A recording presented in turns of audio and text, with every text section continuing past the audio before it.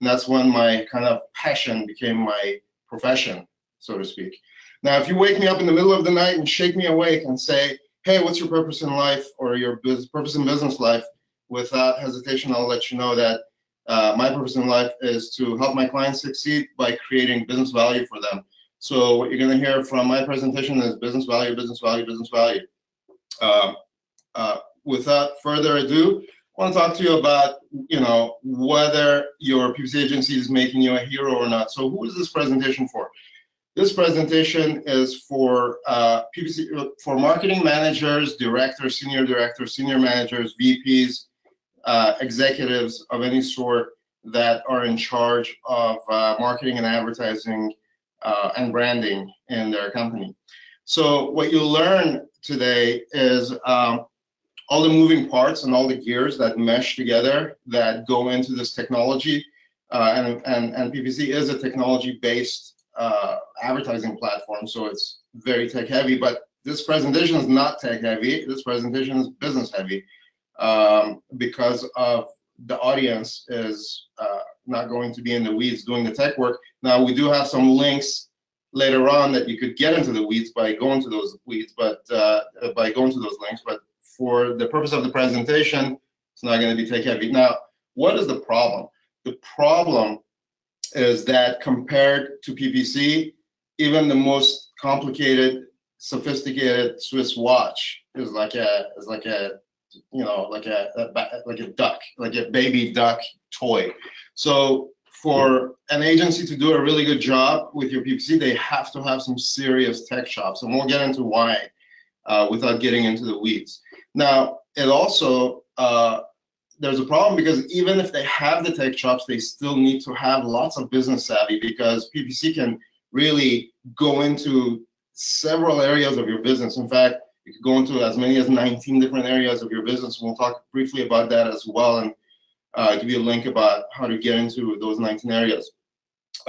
Finally, there are tons of places to hide. So you need to have an agency that is not only transparent and very open with your account and your data and what they're doing, but also that they're ethical and they have a solid, robust ethics. As Warren Buffett likes to say, it takes a lifetime to build a reputation and 5 minutes to ruin it. So you have to really protect your reputation with everything. And so if a company's ethics is not aligned with that, then there's lots of maneuvering they could do in PPC. And I'll talk to you about an example of that with some kind of what's known in the PPC industry as scorched earth agencies without naming any names. And finally, and this is a biggie, it might challenge the status quo at your company, right? And we'll talk about why. And so you might need to re-engineer some processes internally to best maximize the value of PPC. So, before I go on, I just want to point out to the right, what I've done is it's the kind of the culmination of all my learnings, my 20 years experience in tech, 7 years in agency world. And this image on the right side is really kind of the culmination of that, and it's what I call the upward spiral of business value. As long as these pieces are in place, your business value in your company, your specific value as an individual, your company as a whole, and all of your efforts will continue to rise upwards. And hopefully that means more raises, more vacations, more bonuses for everyone. Everybody wins. So I'll get into quickly, piece by piece, on all of these 5 elements, and then let you know why you need all of them in order to really, really succeed. Otherwise, you can still succeed, yet you won't maximize it. So for maximization, you need all of these. So starting with the technical ability, think about PPC like driving. Okay, you can go to the DMV, get a Class C driver's license. That'll allow you to get around, and you'll need a bunch of experience. And when you're new, you're scared and this and that. Now, when you go with an agency that uses the UI or even uses the user interface to deal with PPC, or even uses some of the basic tools like the AdWords editor, that's like driving a NASCAR. Now, NASCAR is high stakes, yes. It's high speed, yes. It's people get paid good money to race those cars, yes, indeed. But at the end of the day, it's still just 4 left turns, right? And no matter where you go, the race courses are the same, and you're pulling 2 Gs. Like on a regular car, if you're really going for it, you can pull 1 G force. In a NASCAR, most you're pulling is 2 Gs. Now in a Formula One, that's pulling 5 Gs, and that's going to courses that have multiple lefts and rights, and all over the globe they're different. So it's not just 4 left turns in an oval and so on. So the agencies that use they're tech savvy, and they use a lot of either in-house technology or external technology that they're really good at. In our case, we're script pros.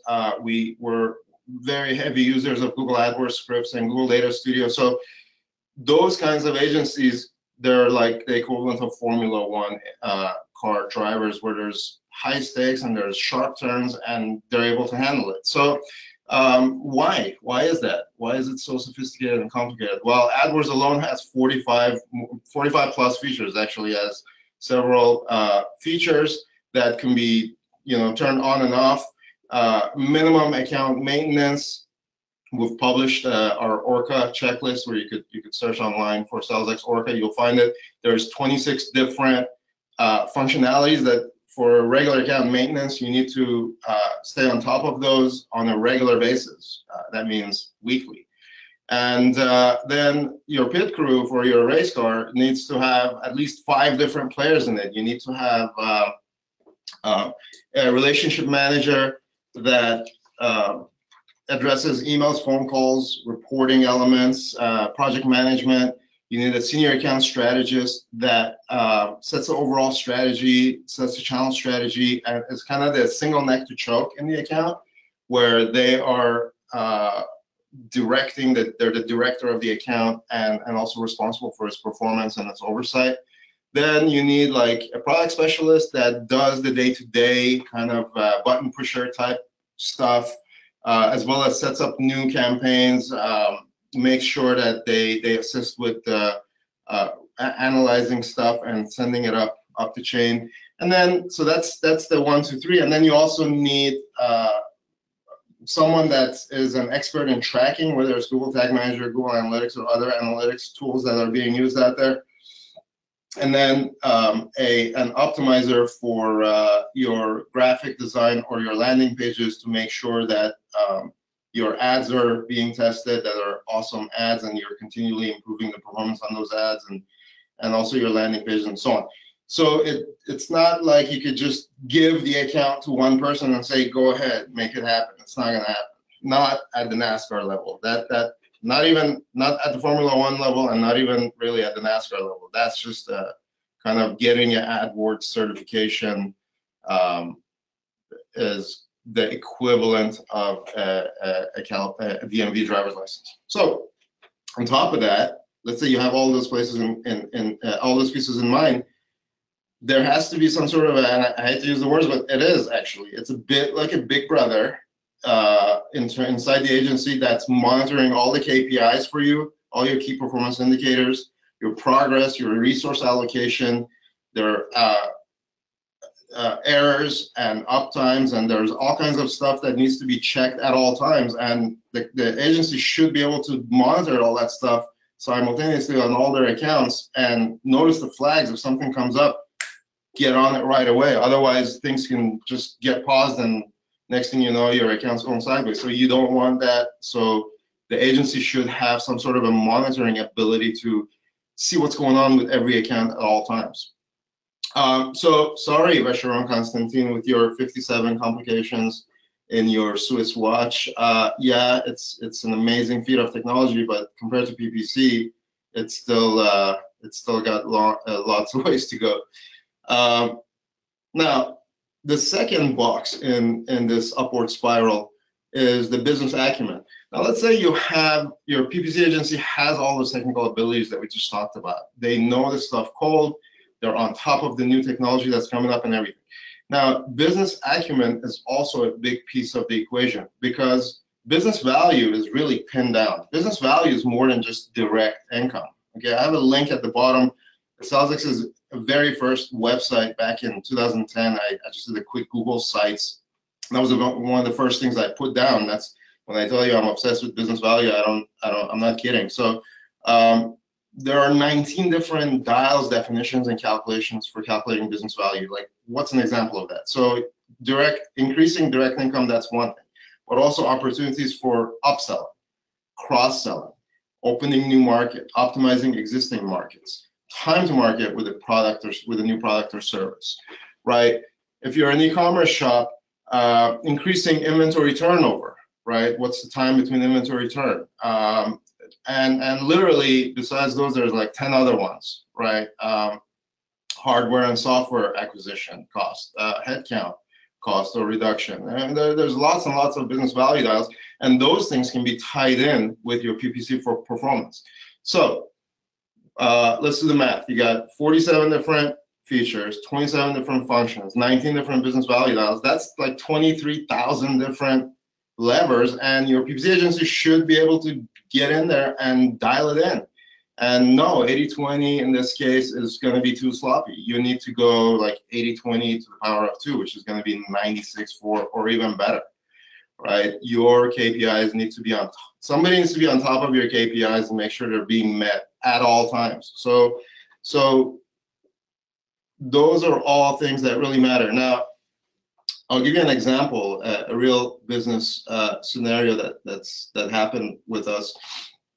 This is when your PPP is not your PPC. That PPP, that's a perfect prospect profile, right? We had a customer in debt relief. We have a customer in debt relief that started out using all of their budget, advertising budget in print. And they wanted to know if the web is going to yield anything because their major competitors are all on the web. So what happened is, with the tracking of the leads and tracking it all the way through to closure and then putting that information back into AdWords, we figured out that, wow, wait a minute, what you thought was your top customer, your perfect prospect profile, is actually your second best customer. Actually, it's not even your second best customer. What you thought was your second best customer is your top customer. So you were going after this batch, thinking these are your best players, but in fact, the second batch, the second in line, were your best players.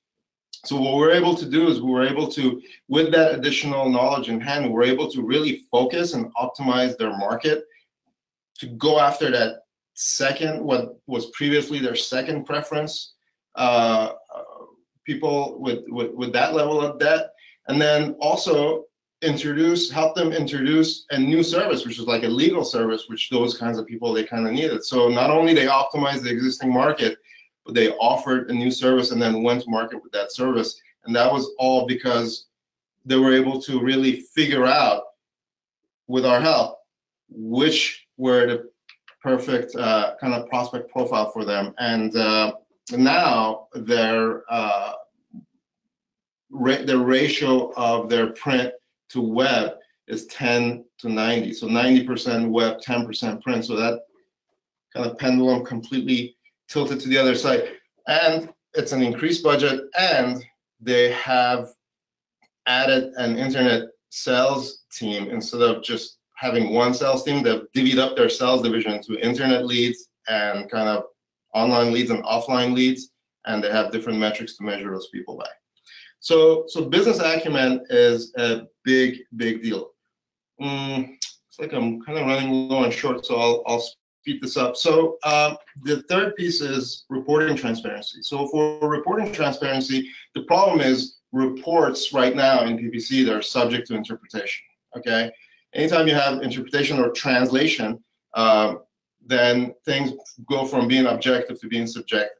And the problem with that is that you really should get, the technology is there right now. Google Data Studio just rolled out, plus AdWords scripts. You could go in and get the data and report on it the way it's being measured inside your company. So if your inside your company is measuring a certain way, your PPC data should measure it the exact same way, so that there's no need for interpretation. So you're not spending your time trying to say, oh, what does this mean for my VP, or what does this mean for my CEO? you're saying, this is exactly what the CEO is measuring, here it is, and here's why, and it's tied back to our kind of the business value. So if they're unable to do that, there could be one of three reasons. One is if they say to you, oh, the data won't allow it. In that case, they need better business chops, because the data will allow it now. They might say, I'm unsure what you mean, which means that they don't have the business chops. They're just, maybe too young or too focused on tech. They don't have enough business savvy to figure out what you mean. Or they might say management will disallow it, in which case they're trying to hide something. There might be a conflict of interest. There are some agencies out there that are resellers that have big accounts. Resellers, by design, they were supposed to grab the accounts that wouldn't be big enough for a regular agency, kind of the small mom and pop shops that just want to pay $500 a month and that's it. And that should include their ad spend and their management fee, and that's what resellers were designed for. Yet they have 1,000 salespeople, so they're canvassing everybody and they're grabbing all kinds of accounts and accounts that they're not suited to service, and that creates what we call in the PPC agency a scorched earth environment, where they just give such a bad experience to the client that they're like, PPC is not the right thing. But I beg to differ, and we'll go through why. So between Google Data Studio and AdWords scripts, you could really make your data dance to any tune. Whether you want to dance the jig, tango, mamba, merengue, if you're into the Latin dance, whatever it is that you need, it can happen with enough business savvy and enough technical savvy. So here's a couple of examples. On the left, you'll see like a smaller drop ship e-commerce agency, e-commerce shop that, and on the right, you see the other extreme, you have a lead gen shop with 50 locations. So you'll see that there's the primary and secondary KPIs. They're always online. You could see what the recent actions were on their accounts and the dates.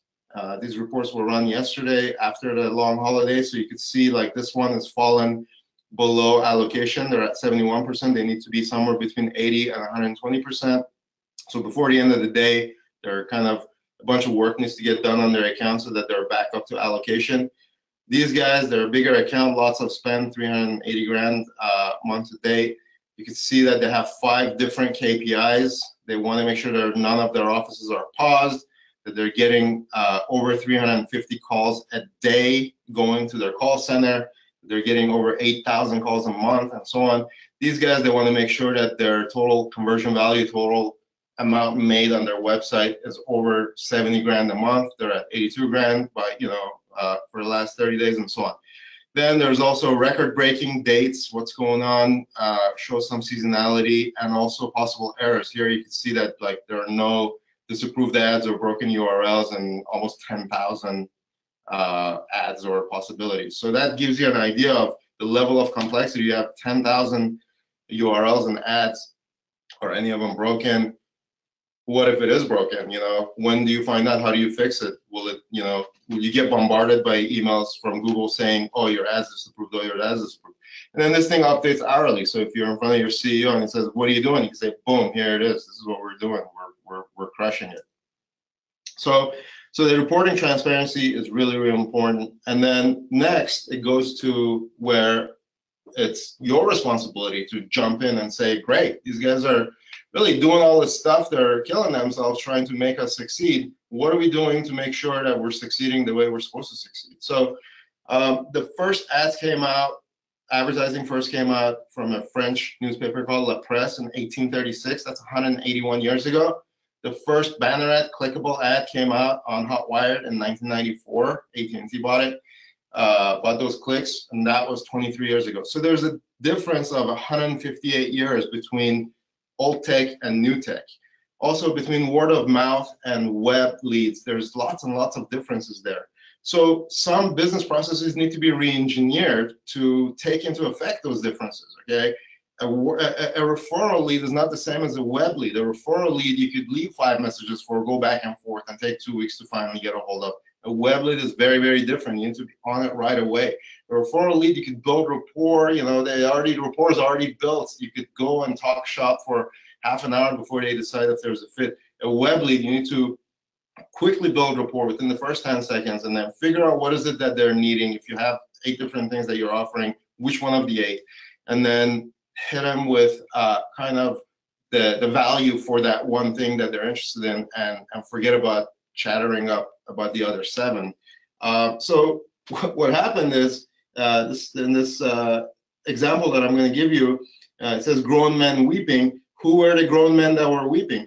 It was me. I was weeping because we were killing ourselves creating leads for this agency, for this company. And then when I was listening to their phone calls, their phone people, they were just botching them up so bad. And I was like, oh my God, I can't believe what's going on. So we helped them build this internet lead conversion card where we identified, all right, if somebody calls in, this is a senior care agency, people were calling in, they needed care for their mom or dad or aunt or uncle or brother or sister that was senior. And we're trying to figure out, why are the leads that are coming in from the web converting at a low conversion rate? Well, we figured out that, look, there are 6 different personas. People come in, they're either overwhelmed, they're skeptical, they need to make a decision with their friends and family, they're looking at different options, they've already decided, but they're just, that this is a service, but they're looking for the different options. They're from out of town, or they have, budget issues. So we were able to quickly decipher what are the different types of personas, and then what's the thing to say to each persona in a hurry to build rapport really quickly, and make sure that there's a vision match between what you're offering and what they're seeking. So on the left here, this is the backside of the PDF. What was going on is the calls are coming in, they're trying to book a care consultation meeting. So they would give them their normal pitch, and then they'd ask for the meeting, and if they said no, they'd hang up the phone. So what we did is we helped them actually build a process to say, all right, well, if they said no, then find out what kind of prospect they are based on what they said. And then, tell them to hold on a second, tell them that, hey, how I feel, and then give them the value dial. Hey, instead of spending blah, blah, so read this value dial to them, and then ask the meeting. And if they say yes, then great, give them a couple of different times and then book it. If they say no, then ask them what it would take to, do this work and to work together. And if they still say no, then at least get their email address so you can put them on some sort of a lead nurturing cycle, and then you're done with that lead. So just don't hang up right here. At least walk them through this other process, and here are some tutorials.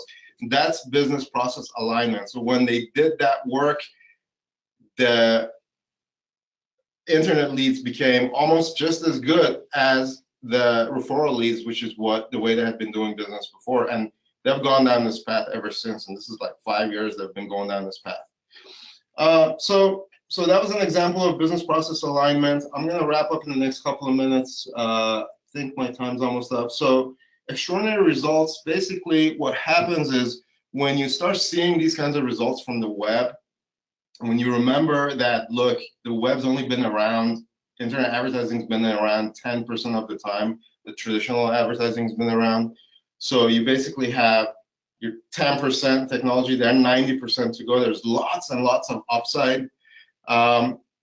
You can reconsider resource allocation. And in fact, if you don't reconsider resource allocation, or if you don't think about those high-level strategic things, then your competitors are going to overtake you. So the stakes are really high. You need to win and then leverage those internal winnings to further accelerate your pace for whether it's market domination you're after, or you're going after a competitor, or you're going after opening up new territories, whatever it might be. There's a lot at stake. So having an agency that has all these moving parts in place will allow you to get out of the weeds. So as an example, the last week, what's been on my mind is this new rollout of YouTube television. I mean, what's going to be the implications of that? What's that going to do to the budgets, to the TV budgets? What's that going to do to video click costs? Okay, what is the advertising going to look like anyway? Can we remarket on YouTube television? Am I going to go to a website, look at a product, and then later I'm looking at my favorite TV show or a sporting event, and I see the ad for that very product? I mean, talk about relevance. How much better could that be? This is a new technology, just came out a week, 10 days ago. So how's that going to impact the market? How's that going to impact your specific business? Do you have time to think about that stuff, or are you just in the weeds with an agency saying what the heck is going on? So that's the difference between having a rock solid agency and so on. So in summary, to achieve this upward spiral of business value, your agency must tackle an increasing complex technical landscape. They must mesh it with your business value dials, and they must report on it the way your company consumes information. Okay, there's zero tolerance. There should be zero tolerance for reporting ambiguities. You know, it should be a very straightforward thing.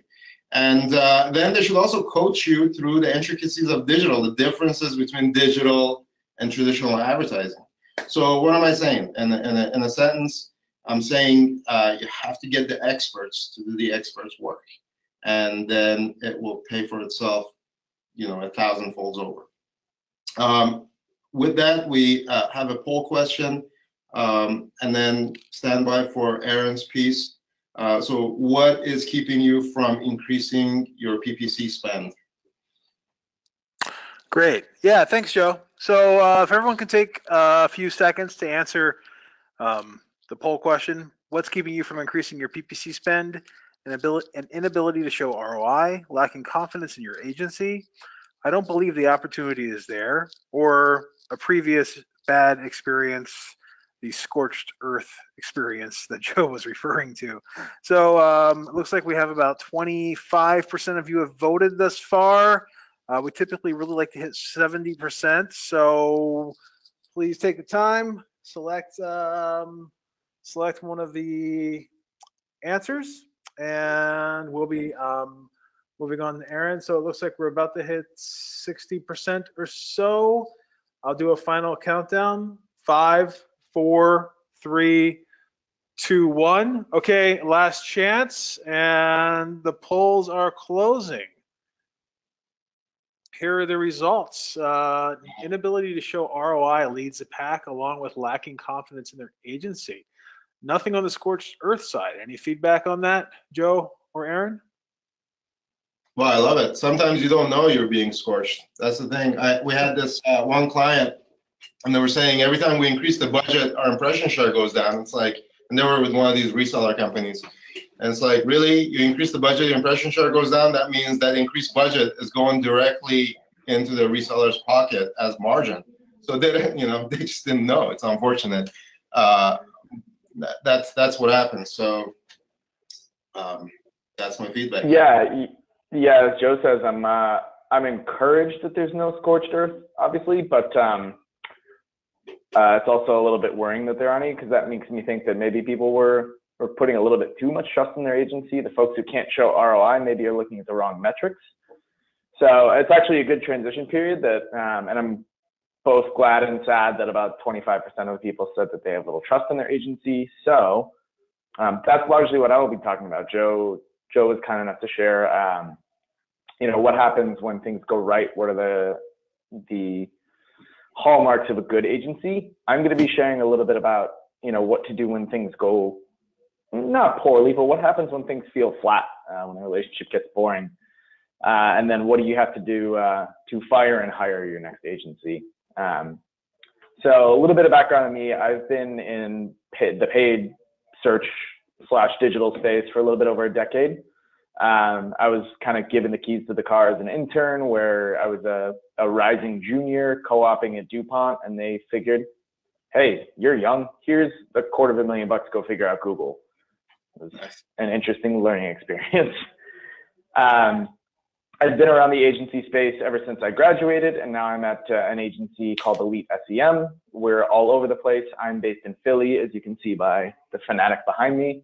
I oversee a team of about 15, kind of peppered around the country. Well, actually North America. So the first thing we're going to talk about is what happens when results plateau. Everyone's been kind of spoiled for the past 5-10 years with consistent 20% year-over-year growth, but we know that that's it's not so sustainable. You know, in some cases that tends to slow down a little bit, or maybe things don't go so great. So what do you do? So the first thing that you have to do, which I'm glad that Joe spent so much time talking about business process management and making sure that, you know, your agency really knows what's going on, is the first things you have to do is you have to understand why results are plateauing. So you have to ask your, I'm gonna switch between agencies and partners, because in theory they should be partners. You really have to unpack the results that you're getting and understand what's happening in the landscape. Figure out what role the business plays in versus the market versus the agency, to figure out why results are plateauing. You know, maybe the competitive space is changing hard, so in which case you have to change what you've been doing in the past. It could be that the industry is doing very poorly and that plateauing is actually good because everyone else is dying. It could be industry struggles as a whole. It could be that there's website problems that either you or the agency haven't quite flagged yet. But in general, I mean, you really need to understand why results are going down, because when you think about paid search or PPC as a channel, much of what we do is demand capture, not demand generation. We can't make people go search. So we have to figure out when they're searching, why they're not doing what we want them to do. A good partner should be able to answer why to just about any question you ask them, rather than, okay, well, why did our conversions go down? The answer is not because conversion rate went down. The answer is because of something else. So you should be able to have a partner that can help explain the why in a way that makes sense to your business. On that note, as I mentioned just a couple of seconds ago, search is really a demand capture channel, not a demand generation channel. So there's likely a root cause that's causing things to flatten out. If you find that, you know, historically a lot of your branded search terms had been driving your channels, had been driving your efforts strongly, and then they fell off a cliff, chances are you stopped doing something, or something's going on in your brand, or maybe there was some bad PR. So you really have to evaluate, okay, what was at the top of the funnel, be it the TV or print that Joe was mentioning before, that's not causing people to think of us when they have a need.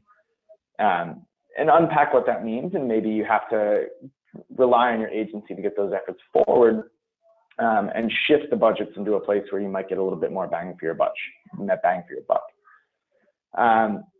You may find that paid search efforts are doing great while every other channel seems like it's doing crappy. That's not always a good thing, which is a funny thing to hear from a guy whose job is to make sure that paid search is doing well. If paid search is the only part of the business that's doing well, that makes me think that we're probably taking just a little bit too much credit. If we shove all of our money into retargeting, and all of a sudden, you know, my results look good, but the business doesn't grow, retargeting is probably not working that well. So if you find that the business is plateauing, but paid search is soaring, it's time to put a little bit of pressure on your agency to figure out if they're really helping your business or not.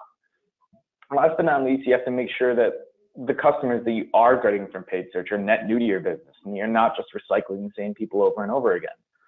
If you have a lack of new customers, it may very well be an attribution issue that, based on the metrics you pressured your agency to go after, you know, maybe you wanted them to maximize return on ad spend. In that case, it's way easier to recycle a customer and just steal it from another channel than it is to really reach out and drive people that are going to help grow the business. So maybe it's time to ask your agency to pressure the metrics that they're going after. Maybe you shouldn't target a return on ad spend anymore. Instead, you should focus on a cost per acquired customer, or cost per new lead, or whatever it may be. But put pressure on your agency to make sure that you can have metrics that are material to your business, and not just that make, you know, either the agency or even the digital space look good. And you have to be willing to invest in new technology. Again, Joe talked a lot about the difference between getting your Class C license, the guy who barely drives, AKA me, not actually sure where my car is right now, haven't seen it in a couple of weeks, versus someone who's driving a NASCAR where they're just taking less, versus someone who's driving an Indy car who is a crazy person. Surprised, Joe, that you didn't mention rally cars in there, where you not only have to go left and right, but also up and down. You should look at your agency to see if it's time to make an investment either in a different bid management technology, be it Scripts, Kenshu, Marin, any of those things. You have to make sure that you find an agency that's willing to explore those things, bearing in mind that really what these tools do and new technology does is it creates a time savings. And when you think about paying for your agency, which we'll go into in a little bit, you're not paying for like a material thing, you're paying for people's time.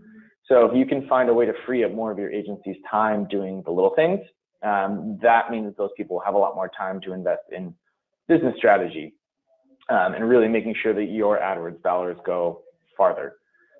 Doing things like scripts, there's a ton of free ones out there, so there's no excuse for your agency not to be doing anything with them.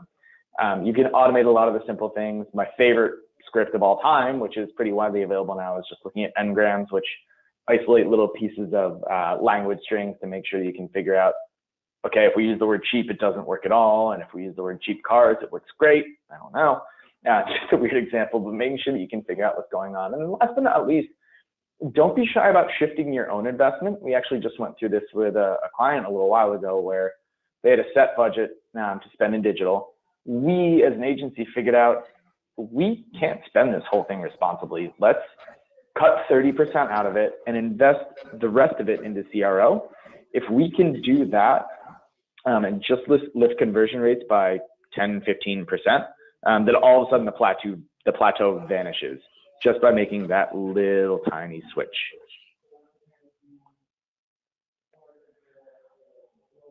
And last but not least, when you're thinking about plateaus, remember that we're in a space where things change daily, weekly. Just last week, Google decided that, like, remember how we've calculated ad rank for the past 15 years? It's different. So the most dangerous phrase and frankly, I both love and hate this quote because it's so grammatically bad, but yes, this is the actual way it's written. The most dangerous way in the phrase of language is, this is the worst thing that we can always do is, this is the way we've always done things, or we've always done it this way. So if you think about how you've recorded your success last week, last month, last year, chances are it might be a little bit different and the atmosphere has changed and you have to reevaluate it. So something that we've worked with a lot of our clients on is creating what we like to call a now, new, next budget.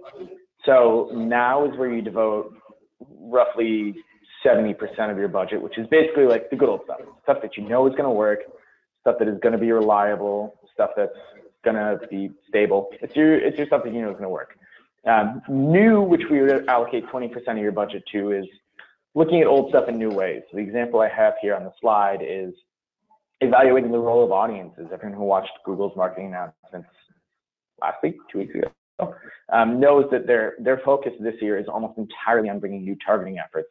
So if you think about, a set of keywords that you targeted 2 years ago and they failed miserably, maybe it was just bits and pieces of it that failed, and your agency needs to reevaluate these new tools and look at these tests they didn't do before.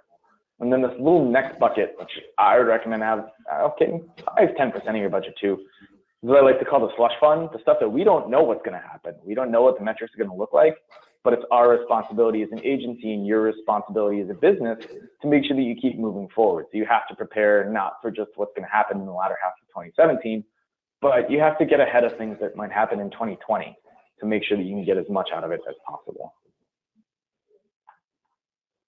So when to fire and how to hire a new agency. If your agency can't do those things that are around assessing a plateau or poor performance or really turning things around, it's time to offboard and onboard someone new. And these two things are pretty closely related, and there's a right and a wrong way to do both of them. So remember that above all else, it's expensive to fire an agency. And I'm not just thinking in fiscal money that, you have to fire an agency and there's usually overlap for a little while, but it's also a huge time investment.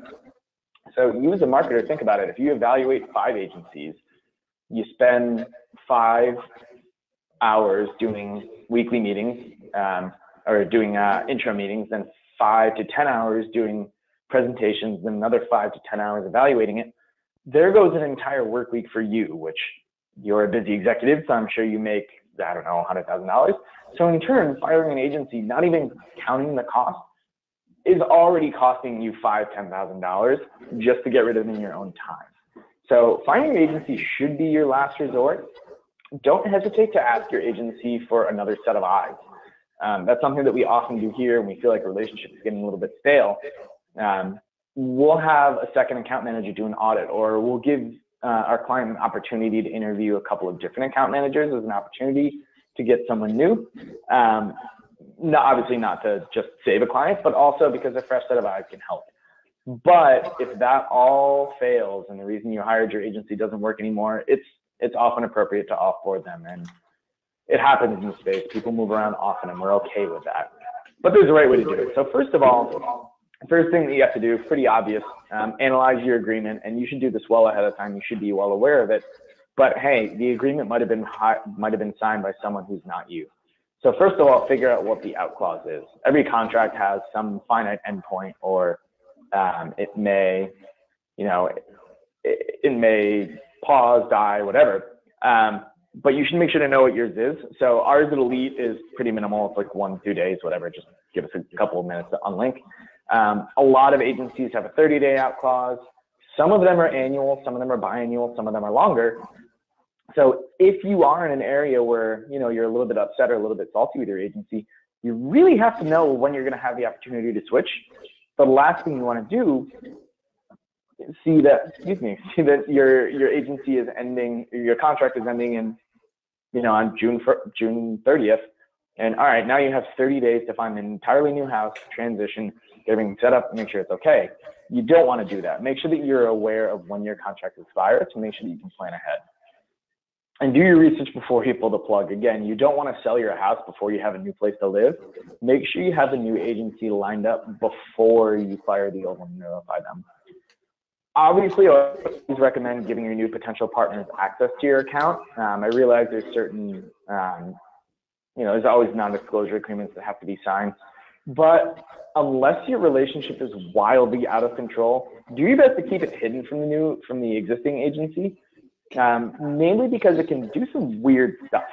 If we get word from a client that they're evaluating new partners, that in turn means that we as an agency will get all panicky, we'll throw a ton of people at the account, and stuff will go all over the place, when realistically, the relationship may be lost, it may not.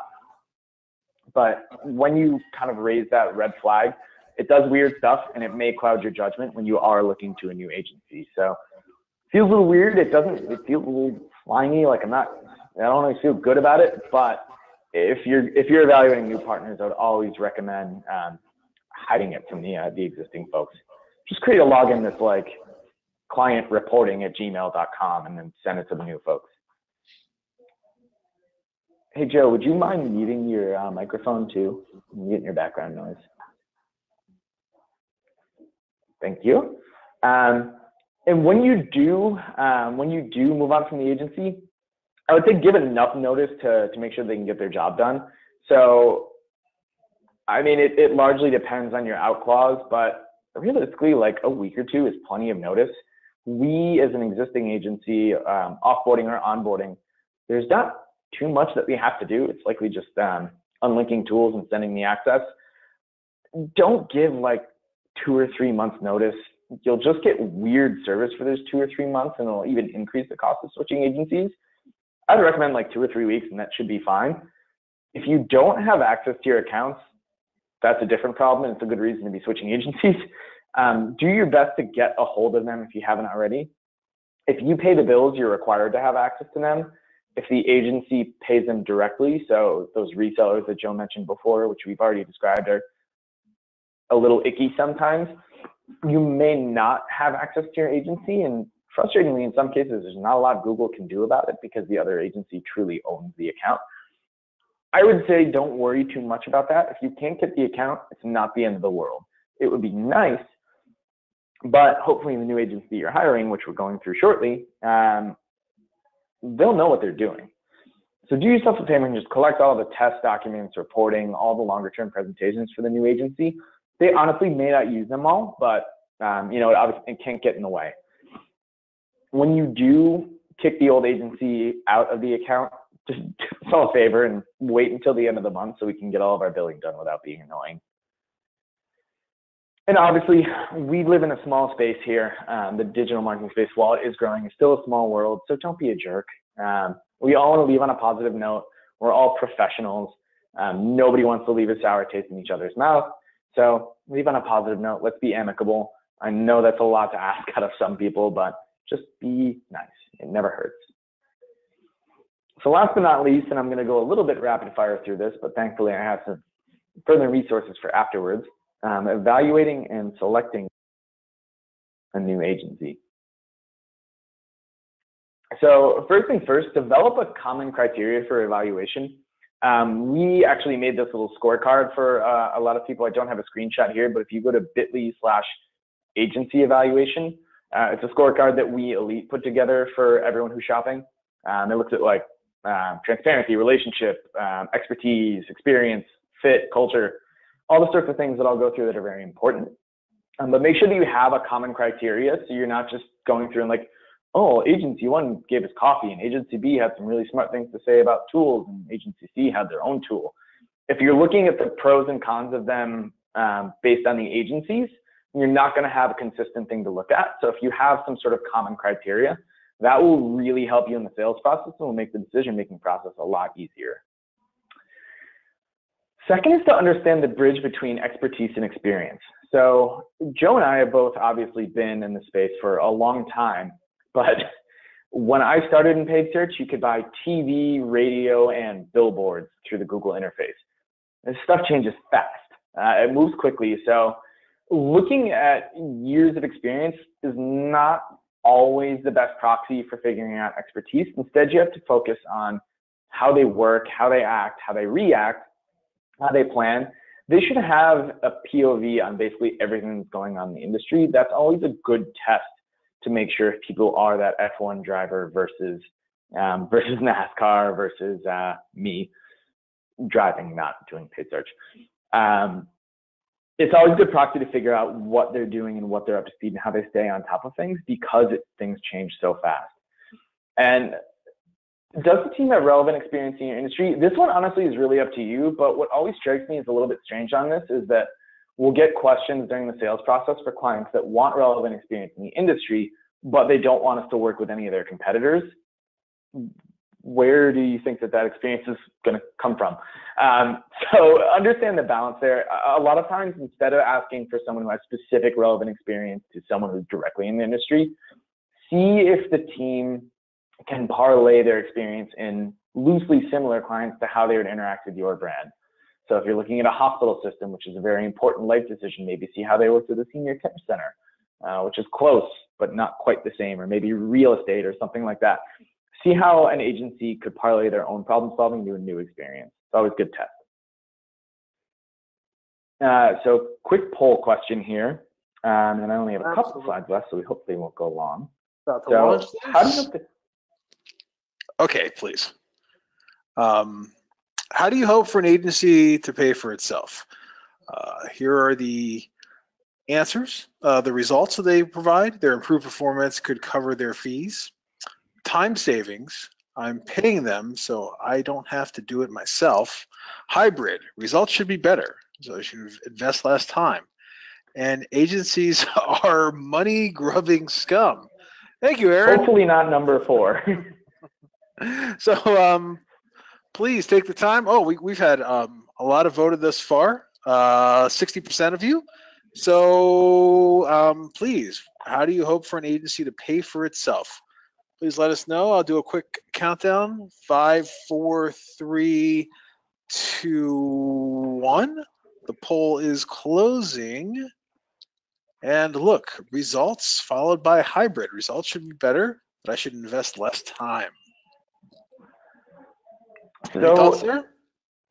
Yeah, that's actually, it's an interesting transition. Joe, I'm curious to hear your thoughts before I move on. I know we're getting close, but we're almost done. And Joe, you're talking to mute that I made you mute. Yeah, no worries. Yeah, I think that if an agency is doing the job right, they should pay for themselves multiple times over, not just once over, but like X number of times over, for sure. I wholeheartedly agree, and I think let me see. I'm sharing now, right? You can see everything. Good. Yes, all good. Okay. So what I think it's important to realize is what you want in an agency, whether you want high touch, low touch, mid touch. Do you want an agency where you'll have to talk to them every week, or where you tell them what to do and then they just go for a month at a time? What we find a lot of times is that we'll have some where that expectation isn't set. So I'm glad that people kind of expected both, but nobody said just that they want one to be better. So nobody expects to just hand the business off to us and run with it, which is good.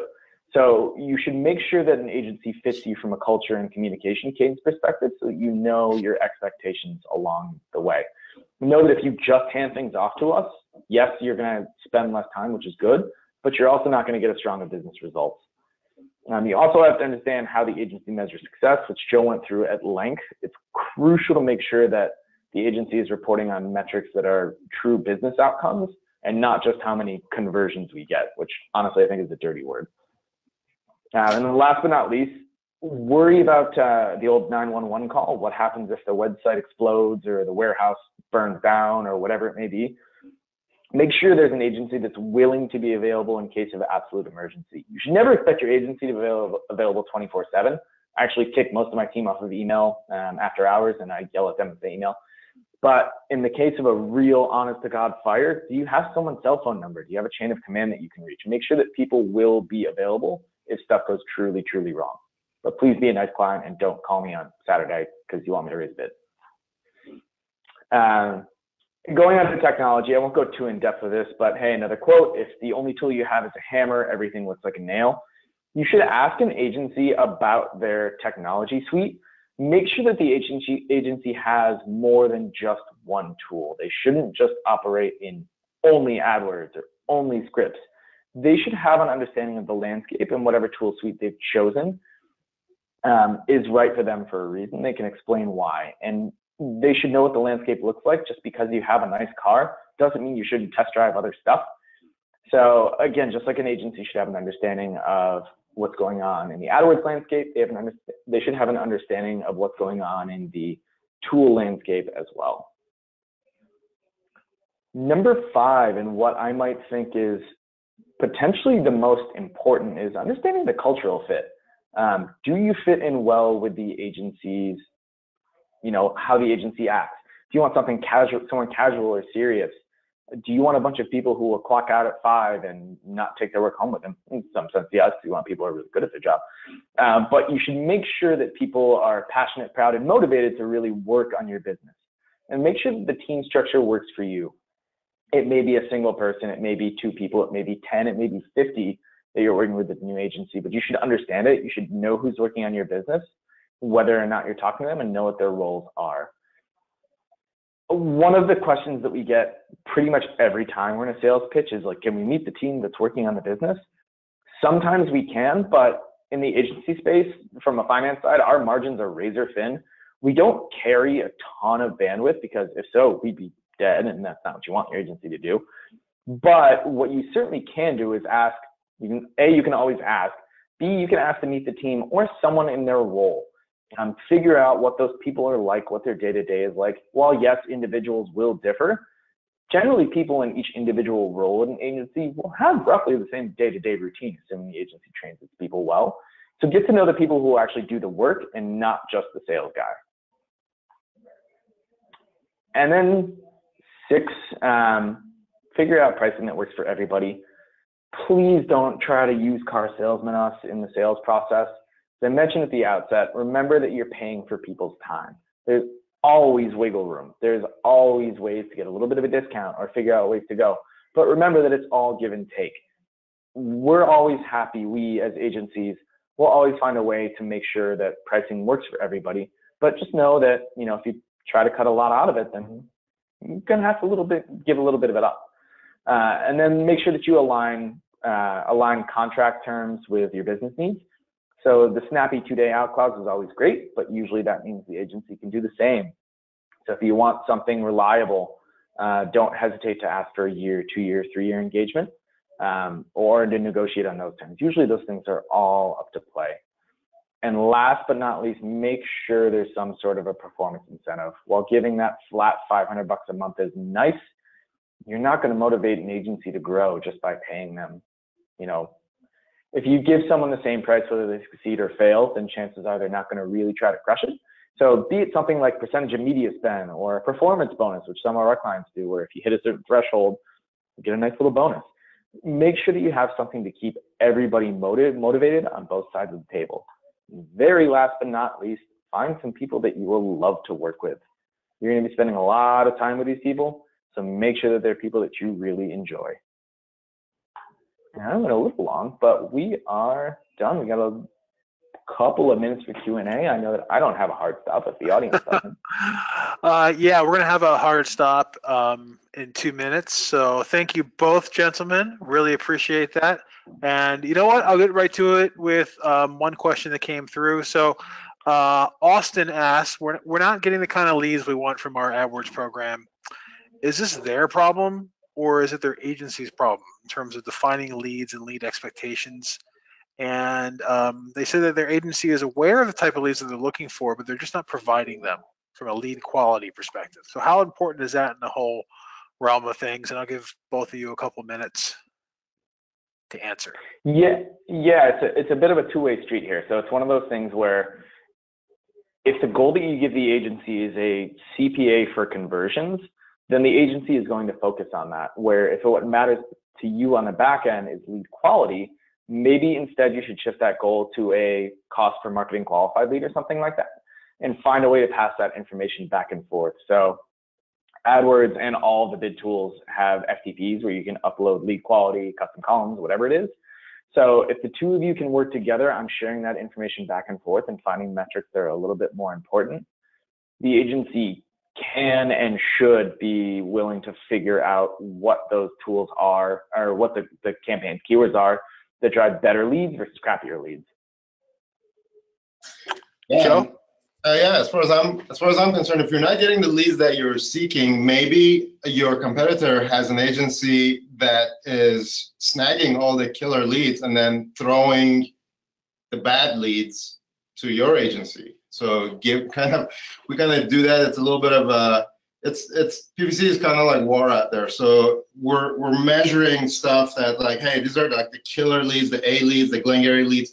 These are like the B leads, and these are still converting, but they kind of suck. So then we're like, okay, let's throw these back into the market and let other agencies grab them, thinking they're getting leads, but effectively they're getting crappy leads because we're already grabbing the killer leads, and maybe the cost per click on the killer leads is like 2x of these crappy leads, but the conversion rate is 50%. So there's a lot of moving parts, and you have to be able to think intelligently. And then the other side of it is, who's handling the leads? Is it salespeople? Maybe the salespeople, they love these other leads from kind of the newspaper, even they're like 3 a month versus these other leads from the internet, and they're just lazy to jump on it, you know? So there's some business processes that need to be evaluated. So there's multiple things. Is the competitor beating you, or is your internal people beating you, or is your agency just incompetent? I mean, you know, what is it? What's the problem?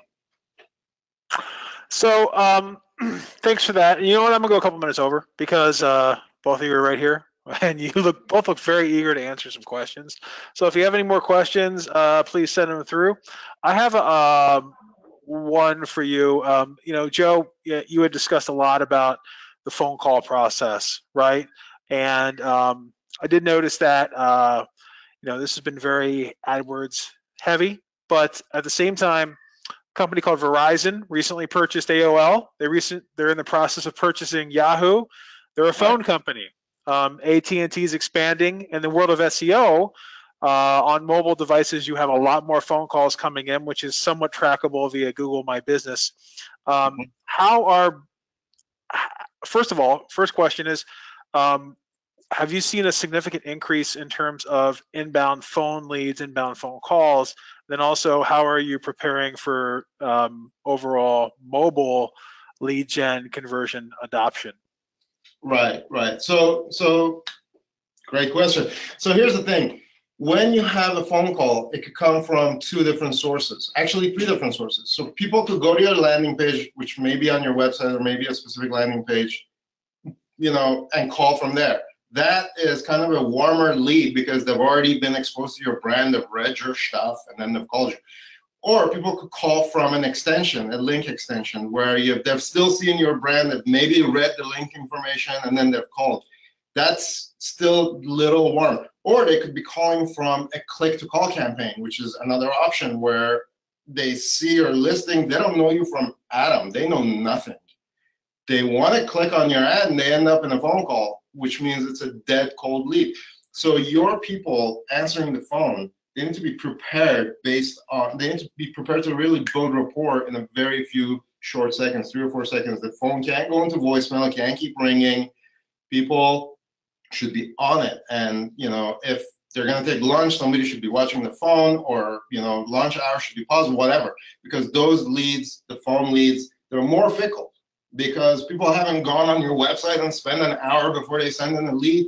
They're just on the phone, they're looking for something, boom, they make a call. They have very little to invest. And so you're able to, if you're able to get in there and hop on it right away, then those phone leads are very valuable. And yeah, absolutely.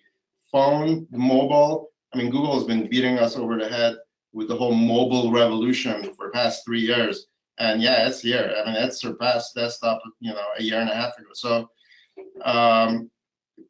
it's moving in that direction of phones being the main source of lead gen in the future. Yeah, I mean, we've seen some interesting behavior. So when you talk about phones, this is a phone, but this is a computer. It's a really tiny computer, but I think about my behavior. Granted, I'm one of those proverbial, like, darn millennials, which who knows how they work. But we're seeing a lot of stuff where it largely depends on the context in which someone is searching for something. So we work with one of the largest pest control companies in the country, which, if you see a rat running across your floor, you want that thing dead immediately. You don't want to wait for it.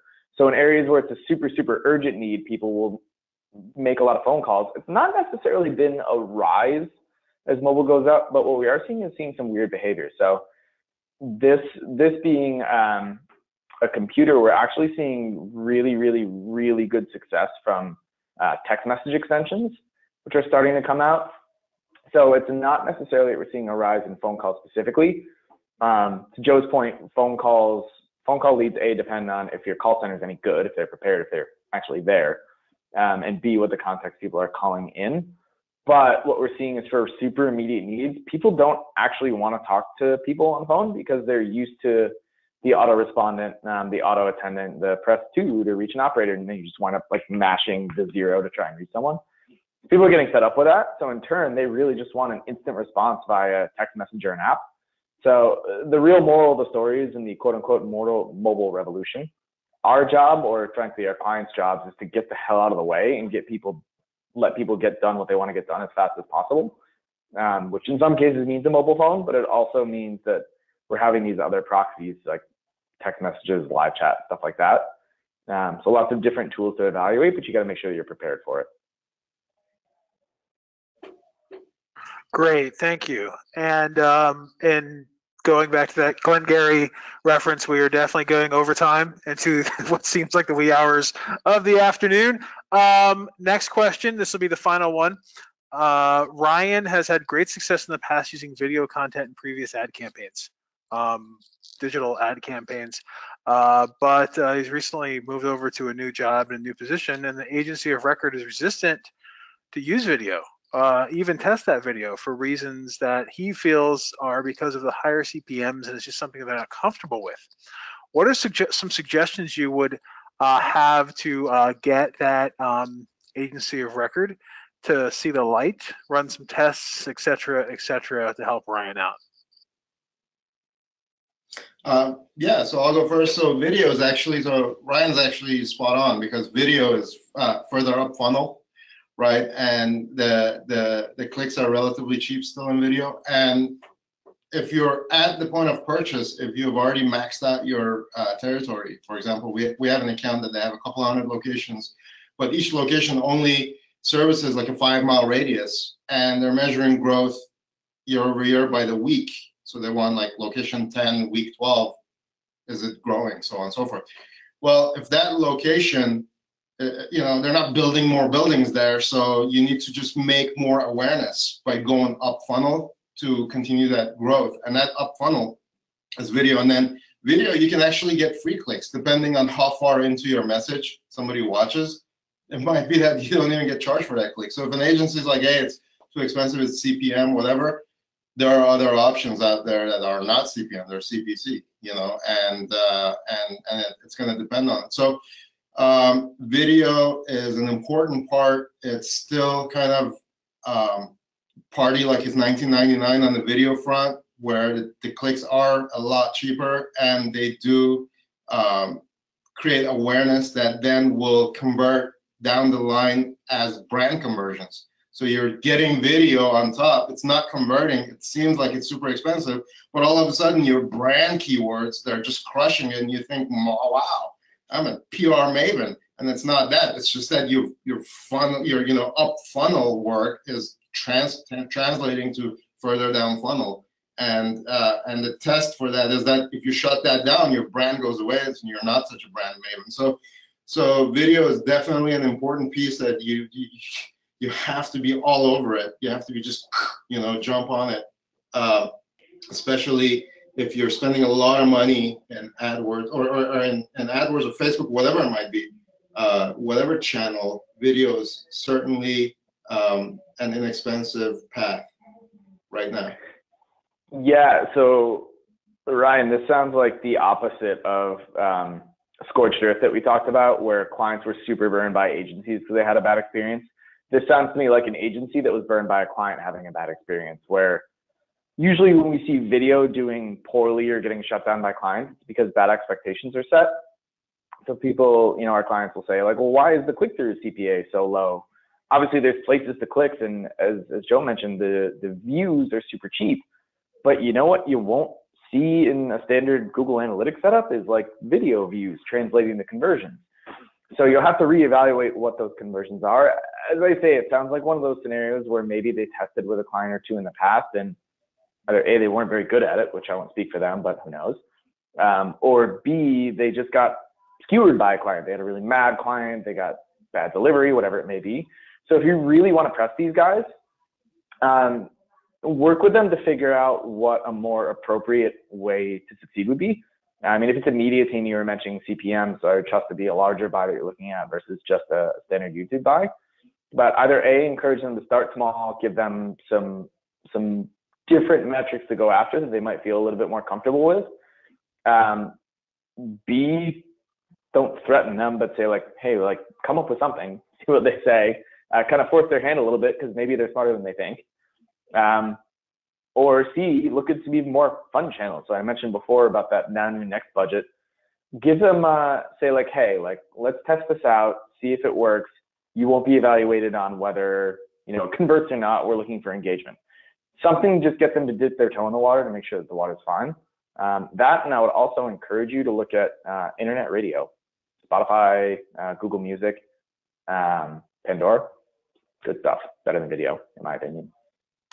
Yeah, it's interesting. I have a client that does Spotify. They're in the beauty school business, all local locations, each serving about a 10, 15-mile radius from a student perspective. And their local targeting has worked great for them, especially since they're targeting folks that are between the ages of 17, 18, and then 26, 27, right?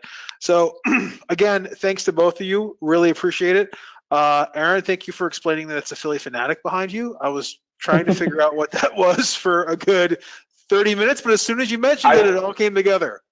I still I never know what I don't even know what the fanatic is in the real version of it, but yeah, it's a Philly graffiti artist. So normally he's spray painting the Phillies logo, but we're special. So we got the little Elite logo. There you go. There you go. And thanks, Joe. It's always a pleasure. Great going through your upward funnel, and talk to you soon. For anyone that stuck around, just a reminder, we will be sending out the slides for both of these presentations along with our PPC ebook that we just published on the same topic matter, and the video for today's webinar will be available on SEJ's YouTube channel. So thank you very much. Talk to the two of you later, and have a good day. This has been Thank you all. Have a great day. Thank you. Bye-bye.